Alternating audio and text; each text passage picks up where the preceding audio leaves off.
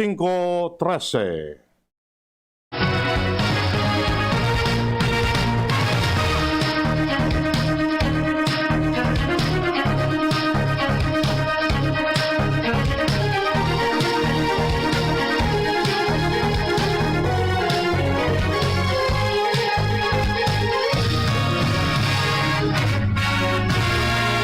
Maray na hapon mga tugang uya po ang mga bareta ngunyan para sa aga digdi sa Radyo DCGB. Mga bareta maruluwa sa aga sa mga dyaryo nasyonal. Enot sa PBN DCGB sa mga bareta ngunyan para sa aga. Details kan bareta. Target kan Pilipinas na ibaba sa 3 bulan ang interval period bago makaresibi ang sarong fully vaccinated individual kan sa iyang booster shot kontra sa COVID-19. Sinabi ni Health Secretary Francisco Duque, posibleng magpasar sinda ng proposal sa vaccine expert panel na kung pwedeng gibo na 3 bulan na sana ang interval na sana sa mga maresibi kan ikatulong dose nin bakuna. Pinunang kan Pilipinas ang inoculation kan mga healthcare workers na may booster shot kan Nobyembre 17 mantang ang mga may edad na asin immunocompromised individual nagpuunang magresibi nin booster shot kan Nobyembre 22 mantang pinunana kan gobyerno ang pagtaon nin booster shot sa kabos na nakaresibi nin 2 dose nin bakuna kan Disyembre 3. Ako on walk-in na gustong magpabakuna kontra sa COVID-19 sa Inmana Vaccination Site sa ikaduhang Ornada kan Bayanihan Bakunahan Drive o Bayanihan Bakunahan Drive sa masunod na semana. Sinabi ni Dr. Ted Herbosa, National Task Force Against COVID-19 Special Advisor, na matagaman ng lugar para sa mga scheduled appointment as in walk-in sa programang gigibuhon sa Disyembre 15 hasta 17. Siyang sinabi na daing papaulion durante ka National Vaccination Days sigkod na daing nababakunahan.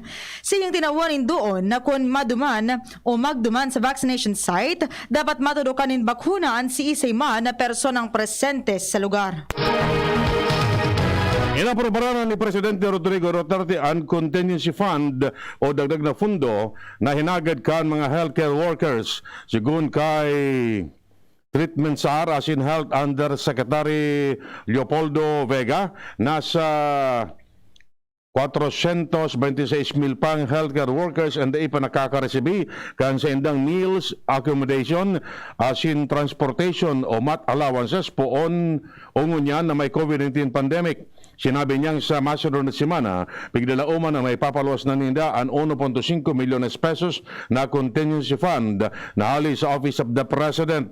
Pigilat na sinaninda na may paluwasan guidelines mananungodigding magigaramduman na Nobyembre 26 kan sabihon ni St. Luke's Medical Center Employees Union President Benji Foscalbo sa mga senador sa budget hearing sa propestong fundo para sa 2022 na daipaninda na resibihan sa indang mat allowance na nasa iraramkan bayanihan law. Sa parihong hearing, sinabi ni Milbert Reyes kan Philippine Nurses Association na nagkaparang nurses ang nakaresibi sa nanin 900 pesos poon kan magsikad ang pandemya kan Marso 2020. Tinawanin linaw kan Department of Health na bago man COVID-19 ang kausa kan pagkagadan kan tulong katawo matapos sindang mabakunahan kontra sa COVID-19 base sa Adverse Event Following Immunization Report kan Food and Drug Administration. Sinabi ni Health Undersecretary Maria Rosario Vergere na sa indang Regional Surveillance Unit as in Regional AFI Committee padagos na nagkakaigwakan sa indang case investigation as in assessment. Sa iyang ipiniliwanag na bakuman sa naan bakunaan kausa kan pagsasabing pagkagadaan matapos mabakunahan. Sinabi niya na ang saro nagadan dahilan sa pneumonia mantang ang saro dahilan sa dengue asin ang ikatulo kausa kan ibang helang.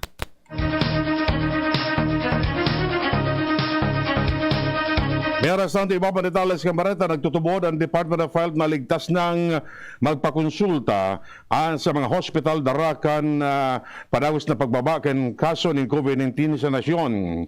Sigun kay Health Undersecretary Leopoldo Vega na nagpapatob na ang mga hospital ng standard ng mga pag-iingat. Sinabi niyang kadaklan sa mga hospital pigpapasulog pamang girarin face shield ang mga pasyenteng nagpapakonsulta. Pero digdi, igwaman permanent disinfection system o perming paglinig sa mga hospital. Magigaramduman na nagpuon o magpuon kan pandemya, biga-abisuan nagibuhon na sanang online ang pagpapakonsulta sa mga doktor, partikular ang mga pasyenteng daima nangangaipon in emergency attention. Binawi ni DILG Secretary Eduardo Anyo ang enot na pahayag kaini na nakamit na kan 23 na mga syudad sa nasyon ang herd immunity sa pagsasabi na population protection paman sa naan ko akan mga ini hali sa pagbabakuna nin 70% kan sa indang target population. Ipiniliwanag niya na nakamit na kan 23 na syudad ang pagbabakuna sa 70% kan sa indang populasyon o priority groups mantang ang herd immunity nakabase sa tunay na populasyon sa sarong lugar.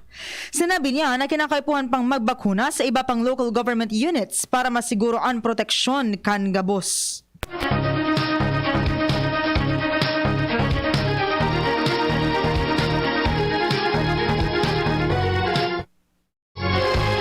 Ipinahayag ang Department of Health na nasa minimal risk case classification na ang National Capital Region. Sigun kay Health Undersecretary Maria Rosario Vergere na rehistro ang 0.87 na ADAR sa kada 1,000 na individual, asin nasa negative 62% ang 2-week growth rate kan Metro Manila.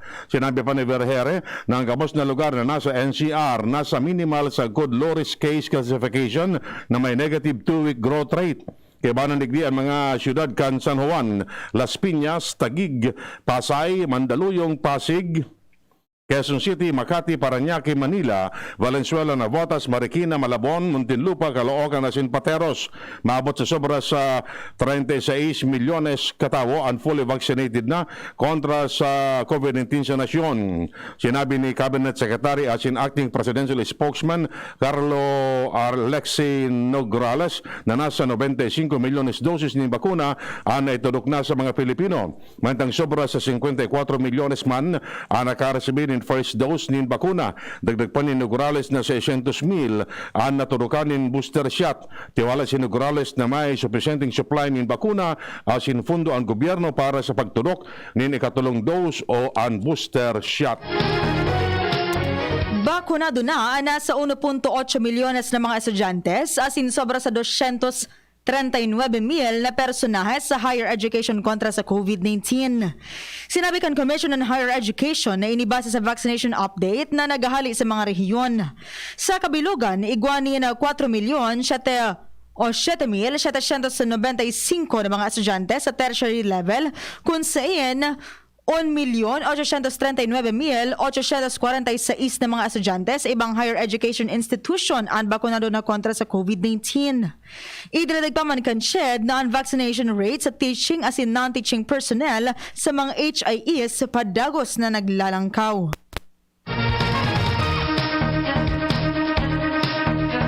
Higtutugutan na kan Department of Health ang pagangaroling kan mga aki ngunya na Pasko. Sigun kay Health Director Dr. Beverly Ho, kay Ponce ng siguron nagabos ng mga aking mamamasko, bakunado na asin dapat pirming suolog ang face mask. Initangani maiwasan ang paglakop kan virus asin pag-ulakit kan sa mga nakakasala kini. Apero digibig tutugutan man kan ahensya ang pagkondukta nin street party. Sinabi ni Ho na dapat siya nang limitaran ang numero kan mga taong i-akomodar para dai mabayular ang ipinapautob na health protocol sa mga lugar. Nagdesisyon ang gobyerno na isabayan Portugal sa Red List pon sa Desyembre 12.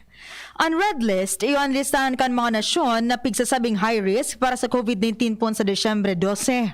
Sinabi ni Cabinet Secretary asin Acting Presidential Spokesman Carlo Alexi Nograles na ang pagsabay sa Portugal sa Red List napapalaman sa Resolution 153 na ipiniluwas kan Interagency Task Force for the Management of Emerging Infectious Disease. Sa iyang sinabi na ang mga pasaheros hali sa Portugal na maabot sa nasyon, kinakaipuhan na ipairarom sa test asin quarantine protocols.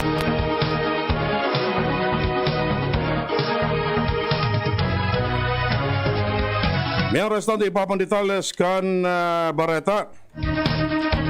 Pipasiguro kan Malacanang sa Interior Department na nasusunod ang itinalaan na health protocol sa mga nagkukondukta ng campaign caravan sa mga iba-ibang lugar. Sinabi ni Acting Presidential Spokesman asin Cabinet Secretary Carlo Nograles kung dai masusunod ang mga ipinapautob na protocol kan LGU, masasayang ang sinang esperso na may babaan kaso kan COVID-19 sa nasyon.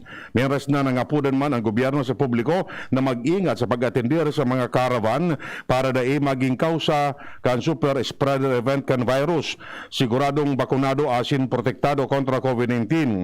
Dagdag pa ni Nograles na nakabantay man ang DILG asin LGU para matauaning padusa ang mga dapat na padusahan na dai masunod sa health protocol. Magagarumduman na renuso kan mga taga-suporta ang magkakasunod na caravan kan nagkaparang presidential aspirants kon sa inagdarainin magabat na problema sa bulos kan trafiko sa mga motorista. Sinabi kan Malacanang na ang annual cap para sa deployment nin bagong makuang health workers sa ibang nasyon naglangkaw na sa 7,000 hali sa 6,000 sa tao kan COVID-19. Sinabi ni Cabinet Secretary as in acting Presidential Spokesman Carlo Alexi Nograles na sa Interagency Task Force Resolution 153 na nagsasabi na ang mga nurses na ang may visa o naan visa mapapasok sa Disyembre 31, iyon ang tatawanin prioridad sa dinugangan na cap para sa deployment. Sa ibong nalado, klasifikado kan Department of Labor and Employment ang ginibong trabaho kan mga health workers sa bilang mission critical skills.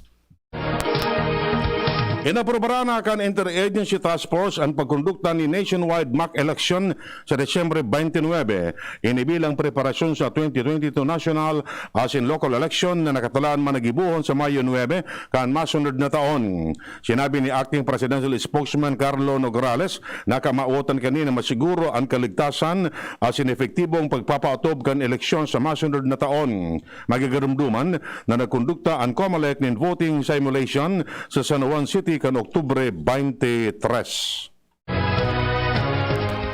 Inaprobaran na kan Interagency Task Force for the Management of Emerging Infectious Disease ang kahagadan kan COMELEC na magkaigo ni nationwide mock election sa Desyembre 29.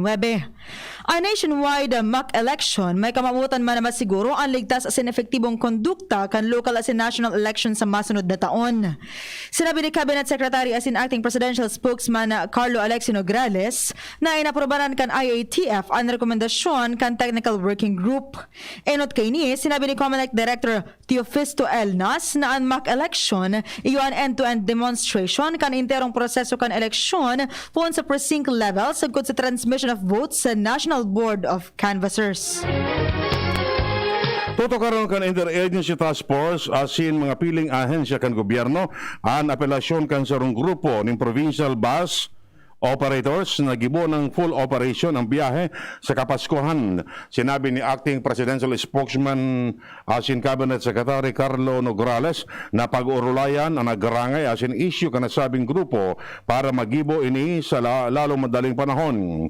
Sinabi ka nagkakaisang samahan ng nangangasiwa ng Panglalawigan Bus sa Pilipinas Incorporated Executive Director Alex Siage na nasa 70 hasta 80% anawaran ng trabaho sa sendang lado. Dalang digdi hinaganinda sa gobyerno na magbukas nanin ibang rota asin tugutan na bukasan ang nagkaparang terminal sa nasyon. Sinabi ni DILG Secretary Eduardo Anyo na dapat magibo na ang COMELEC nin mga regulasyones sa mga aktibidades kan kandidato bago matapos ang campaign period sa Pebrero. Iniyan sa iyang pahayag matapos magubot ang bulos kan trafiko sa Commonwealth Avenue, Quezon City kasunod kan caravan na ginibo kan sarong grupo nin mga kandidato. Apara sa gubot na trafiko, di naman naipasunod ang physical distancing dahil sa pagruso kan kadakol na tao sa mga o na nagsabay sa caravan. Sa iyang sinabi na pigahagad din sa COMELEC kung ariyan na mga aktibidades ang pwedeng tugutan o ipagbawal. Sa iyang tinawanin doon na posibleng maotro pa inies sa mga masunod na aldaw. Yan mga tugang detalles kan mga bareta ngunyan para sa aga digdi sa Radio DCGB. Sa pagkarakan mga pagariba, Manito Tanyes, Ronald Baldo sa Lado Technical. Kami po nagatudkan bareta. Ako po si Francia May Boras. Ako mo po si Edwin Teral na nagsasabing mabalos kan sinong pagantabay.